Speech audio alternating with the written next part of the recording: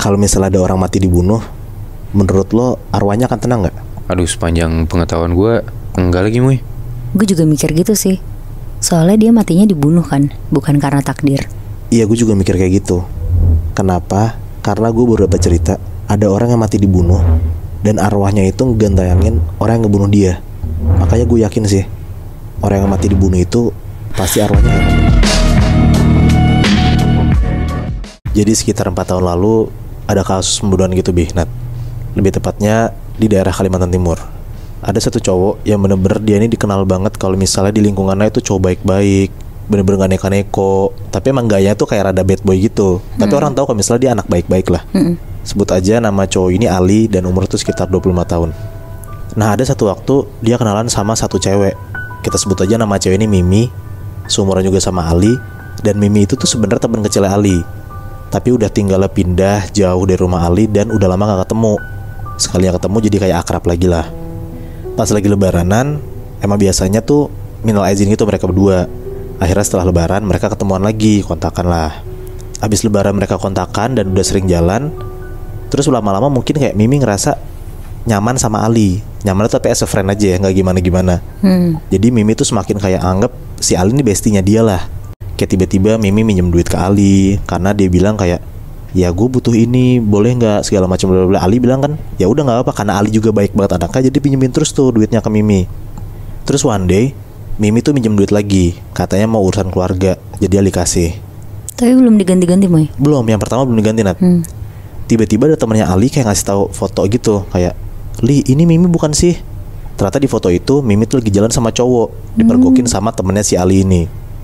Nah, Ali sakit hati lah, karena dia mikir kayak, gue tuh udah nganggep Mimi tuh lebih dari temen. Kenapa tiba-tiba Miminya malah sama cowok lain? Oh. Ali baper berarti. Iya, Ali baper, Nat, bener. Sedangkan si Miminya enggak ya? Iya, cuma nganggap sebagai teman aja kan, teman lama dari kecil juga kan. Oke. Terus Ali sakit hati sekali dua kali. Ali tuh masih nggak biasa aja lah, kayak dia batin sendiri. Lama-lama ada satu waktu Mimi tuh pinjem mobil ke Ali. Dan ternyata pas dipinjemin sama Ali, besokannya ketahuan kalau misalnya Mimi minjem mobil ke Ali buat jalan sama cowok. Singkat cerita, Ali tuh dendam banget lah sama Mimi. Dia sakit hati banget, dia tuh gak bisa mikir jernih. Dan dia tuh langsung berubah 180 derajat. Yang tadinya baik banget ke orang-orang, jadi murung, jadi gak mau keluar kamar, gak mau ngobrol sama sekali. Intinya kayak Ali tuh sakit hati banget lah sama tingkah lakunya Mimi ini. Satu malam, saking Ali udah keselnya banget sama Mimi, tiba-tiba Ali datang ke rumah Mimi. Pas dilihat ternyata Mimi lagi sendirian di rumah, gak ada orang sama sekali. Diajak jalan lah sama si Ali ini. Mimi mau tuh diajak jalan. Terus pas banget mereka lagi jalan berdua, diajaklah ke kayak pinggir jalan dekat sungai gitu. Nongkrong lah di sana. Pas mereka lagi ngobrol, tiba-tiba Ali bilang ke Mimi kayak, Mi sebentar ya, aku mau ngambil jaket dulu di mobil. Terus ternyata Ali tuh gak ngambil jaket doang, tapi dia ngambil senjata tajam, Nat, kayak ngambil pisau gitu. waduh. Setelah dari mobil balik ke tempat duduk yang sebelah sungai itu, si Ali tuh ngomong, Mi makasih ya, kamu udah bikin aku kayak gini. Habis ngomong kayak gitu, Mimi bingung lah kayak, ini kenapa si Ali? Nengoklah Mimi ke Ali. Pas dia nengok, tiba-tiba Ali tuh langsung sekap Mimi gitu loh. Nyangkap Mimi pakai jaket, diikat gitu, akhirnya ditusuk langsung sama si Ali. Meninggal lah si Mimi di tempat. Habis ngelakuin itu tuh Ali gemeteran banget, tapi ya dia takut kalau misalnya orang-orang tahu. Akhirnya mayat si Mimi dibuang lah ke sungai barengan sama jaket dan pisaunya itu yang pakai buat ngebunuh si Mimi ini. Setelah kejadian itu, besokannya orang-orang pada bingung, nanyalah Mimi kemana. Orang-orang tahu terakhir tuh Mimi pergi sama Ali. Ditanyalah sama orang-orang kali kayak, Li, Mimi kemana? Kamu bukannya sering bareng sama dia? Kamu nggak tahu Mimi kemana? Ali tuh masih diem aja, dia bilang nggak tahu apa-apa, dia nggak ngaku sama sekali. Dan Ali ngerasa kayak, ya udah biarin aja, emang Mimi pantas dapetin itu. Karena Ali udah sakit hati banget lah sama si Mimi ini. Terus pas banget, itu tuh malam Jumat, 2 hari setelah kejadian Mimi gak ada yang dibunuh sama si Ali ini. Ali lagi beli makan di luar. Nah, di daerah Kalimantan rumahnya si Ali ini, itu tuh kalau misalnya malam jam 10 tuh udah sepi banget, Nat. Dan Ali tuh emang tinggalnya bukan di kotanya, jadi emang sepi banget gitu lah, kebayangkan. Habis beli makan, jalan kaki tuh, Ali ngerasa pas di jalanan kanan kiri tuh hutan itu kayak ada yang ngikutin gua dari belakang. Cuman Ali takut nengok ke belakang. Akhirnya Ali jalan cepet tuh buat menghindari orang yang di belakangnya itu. Sampai di rumah, pas banget mau masuk pintu rumahnya, dia tuh ngeliat ada sosok mirip banget sama Mimi lagi duduk di dalam meja makannya. Jadi si Ali tuh dari luar rumah. Nah ada jendela, dia tuh bisa ngeliat ke dalam gitu loh. Nah dari luar itu Ali ngeliat ada Mimi di dalam. Di situ kayak Ali langsung dobrak pintunya, dia langsung ngeliat kayak di meja makan bener ada Mimi atau enggak. Ternyata nggak ada, kosong sama sekali. Udah tuh Ali buru-buru cepet-cepet makan, dan naiklah ke atas ke kamarnya buat tidur. Pas banget lagi jalan naik ke atas, naik tangga, si Ali tuh denger kayak suara cewek ngomong, Ali udah pulang. Nah suaranya itu kata Ali persis banget kayak suaranya Mimi, tapi jauh banget suaranya. Di situ dia ngerasa kayak, wah ini ada yang nggak beres nih. Dia makin resah lah, makin takut lah.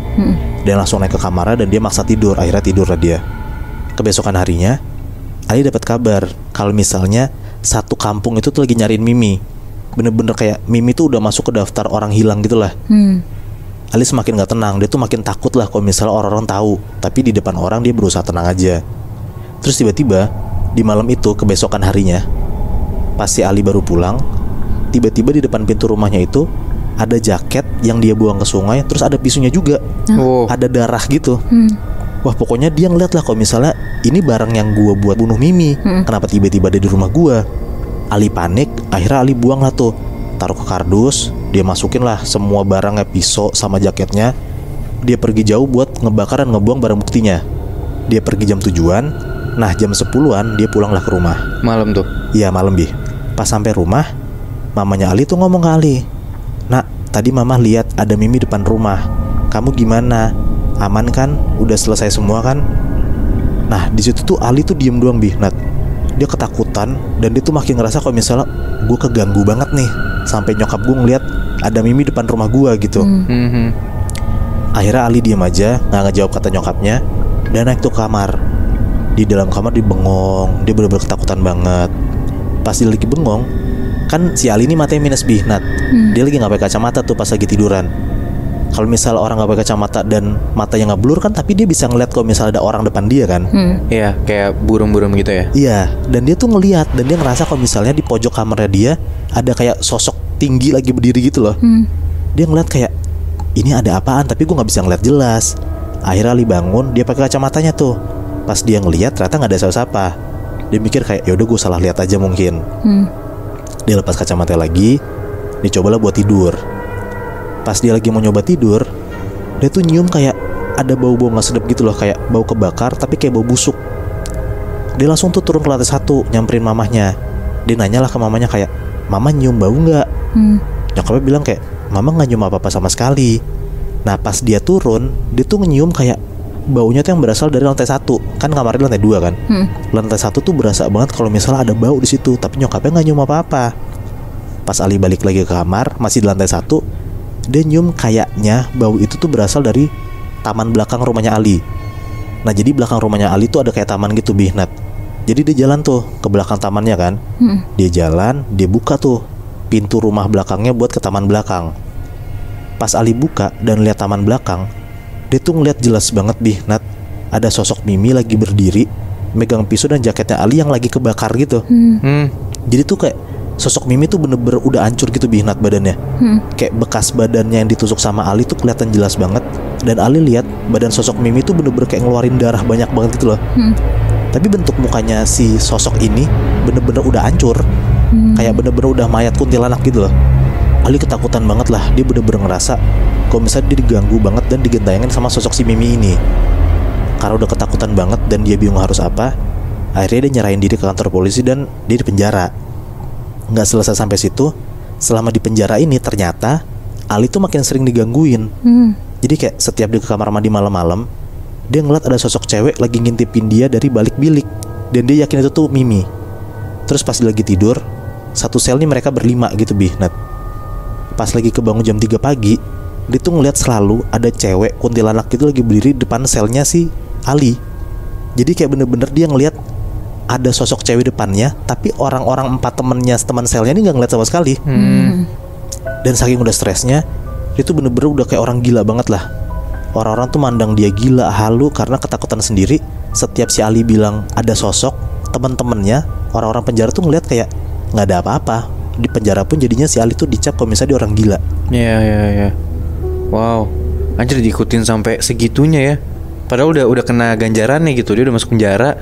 Tapi tetep tuh si sosok yang dibunuh ini ngedatengin dia terus. Iya, gue juga mikir ya karena mungkin dendamnya si sosok Mimi ini belum bisa terbalaskan gitu loh Bi ke Ali. Makanya digangguin sampai sebegitunya kan. Walaupun kurang ajar ya, minta duit terus gitu kan. Muy, tapi gue salfok deh. Tadi kan mamanya Ali tuh ngomong ke Ali kalau misalkan dia tuh ngelihat Mimi kan. Tapi kok dia biasa aja ya Muy? Padahal satu warga tuh lagi nyari si Mimi ini. Oh, yang dia ngomong kayak gimana nak? Aman kan? Udah selesai belum? Yang itu ya? Iya bener Bi. Apa jangan-jangan ibunya Ali tuh dalang dibalik pembunuhan itu ya?